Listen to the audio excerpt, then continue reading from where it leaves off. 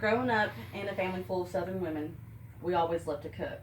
Those are some of my favorite memories made was growing up in the kitchen with them. But like any kid, my favorite thing to do was when it came time to bake cakes. So this is a tradition I have carried on with my kids, and so they love to bake cakes with me.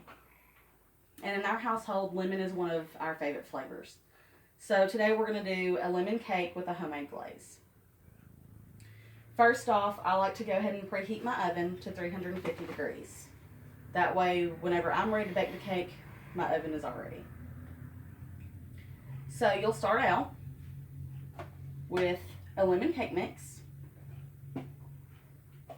a box of lemon instant pudding, and you'll go ahead and dump them in your mixing bowl. And the purpose of the lemon pudding in it is it always makes it even more moist because nobody likes a dry cake. So once you have the cake and the pudding in your bowl, you'll take 3 eggs and put them in your bowl. 3/4 cup of milk. I prefer milk over water in my cake. And then also you'll take 3/4 cup of oil. You'll take your spatula and you'll blend it until it's real smooth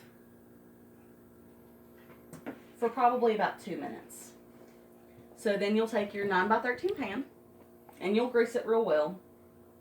And then you'll go ahead and dump your cake mix into your pan. So by now your oven should be preheated and ready to go. So you'll go ahead and pop your cake mix into the oven. And while the cake is in the oven, you'll want to put it in there for about 25 minutes. So I'll go ahead and start my timer for 25. Everybody's oven is a little bit different, so it might take a little longer. So it's always a good idea to go ahead and take like a toothpick or something and stick it in the middle of your cake once it's a good golden brown color to make sure it comes out clean. So now we're ready to start our glaze. For your glaze, you'll need a medium-sized saucepan, 2 tablespoons of melted butter. I like to go ahead and add that in first, let it get good and melted.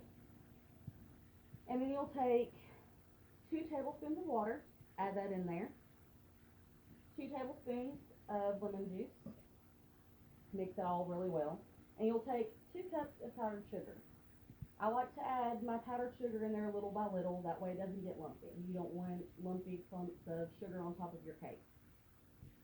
So once all that is blended real well and melted together, you'll set it aside.